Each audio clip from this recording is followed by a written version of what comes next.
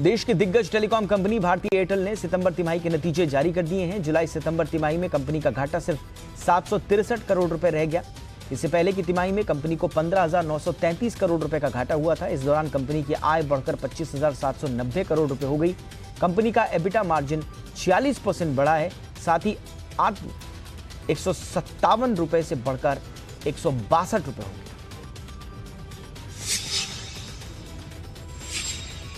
सरकार जल्द ही एक और राहत पैकेज पर फैसला ले सकती है। जी बिजनेस की एक्सक्लूसिव जानकारी के मुताबिक इसी सिलसिले में आज वित्त मंत्री निर्मला सीतारमण ने प्रधानमंत्री नरेंद्र मोदी से मुलाकात की। सूत्रों के मुताबिक इस बैठक में राहत पैकेज को लेकर चर्चा हुई। सूत्रों के मुताबिक कल सुबह 10:30 बजे वित्त मंत्री वित्तीय सचिवों के साथ भी बैठक करने वाली है, जिसमें राहत पैकेज पर फैसला हो सकता है। सूत्रों का यह भी कहना है कि अगले राहत पैकेज में रोजगार पर खास तौर से फोकस रहेगा। वित्त मंत्री निर्मला सीतारमण ने कहा कि देश में इकोनॉमिक रिवाइवल के संकेत दिखने लगे हैं। हालांकि उन्होंने कहा कि पहली तिमाही में जीडीपी में आई भारी गिरावट के चलते मौजूदा वित्त वर्ष में जीडीपी ग्रोथ 0 या नेगेटिव रह सकती है। इंडिया एनर्जी फोरम को संबोधित करते हुए वित्त मंत्री ने कहा कि इकोनॉमिक रिकवरी धीमी होगी, लेकिन यह टिकाऊ रहने वाली है।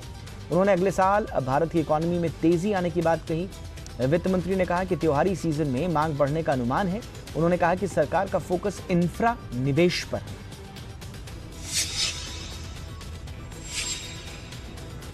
आरबीआई ने आज सभी बैंकों और एनबीएफसी से कहा है कि वो मोरेटोरियम पीरियड के दौरान ब्याज पर ब्याज की माफी की योजना लागू करें।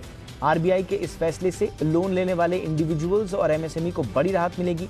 सरकार ने मोरेटोरियम अवधि के दौरान ब्याज पर ब्याज की माफी योजना को मंजूरी दे दी है। इससे 2 करोड़ रुपए तक के कर्ज लेने वालों को ब्याज पर ब्याज नहीं चुकाना होगा। जिन्होंने मोरेटोरियम के दौरान वक्त पर ईएमआई चुकाई है, उनके खाते में रकम जमा हो जाएगी। हार्ले डेविडसन ने भारत से अपना कारोबार समेटने के ऐलान के बाद अब हीरो मोटोकॉर्प से करार की घोषणा की है। इसका मतलब यह है कि हार्ले डेविडसन बाइक की अब भारत में विदाई एक तरह से नहीं होगी। भारत में अब हार्ले डेविडसन की बाइक्स हीरो मोटो बेचेगी।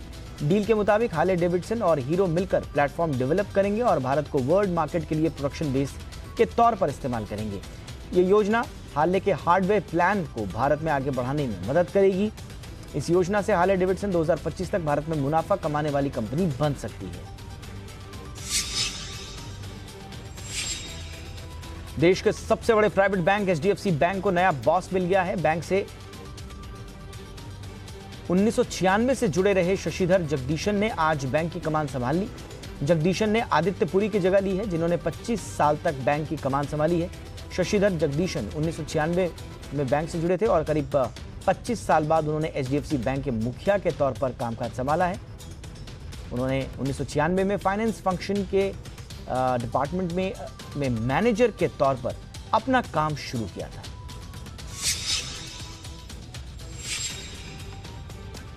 यूनाइटेड नेशंस ने कहा है कि 2020 की पहली छमाही में पूरी दुनिया में विदेशी निवेश यानी एफडीआई में एक साल पहले की तुलना में 49% की गिरावट आई है। रिपोर्ट में पूरे 2020 में एफडीआई में 40% की गिरावट रहने की संभावना जाहिर की गई है। रिपोर्ट में कहा गया है कि गहरी आर्थिक मंदी के डर के कारण ग्लोबल एफडीआई में गिरावट रही है और यूएन की ओर से जारी रिपोर्ट के बीच यूरोपीय देशों में इस दौरान पहली बार नेगेटिव एफडीआई रही है। वहीं अमेरिका में एफडीआई 61% गिरकर $51 बिलियन पर आ गई। रिपोर्ट में कहा गया है कि मल्टीनेशनल कंपनियों ने कैश बचाए रखने के लिए निवेश को पोस्टपोन कर दिया। जनधन अकाउंट कोरोना महामारी में गरीबों का बड़ा सहारा बना। एसबीआई की एक रिसर्च के मुताबिक कोरोना महामारी के दौरान जनधन खाता खुलवाने की दर में 60% की तेजी आई है। 1 अप्रैल के बाद से करीब 3 करोड़ नए खाते खुले हैं और उनमें से डिपॉजिट 11,600 करोड़ रुपए के आसपास रहा है। महामारी के दौरान बहुत से मजदूर शहरों से गांवों की ओर शिफ्ट हुए हैं और इनकम घटने से उनमें बचत करने की प्रवृत्ति बढ़ी है। प्रधानमंत्री जनधन योजना अगस्त 2014 में शुरू हुई थी। योजना के तहत हर परिवार से एक खाता खोलने का लक्ष्य रखा गया था।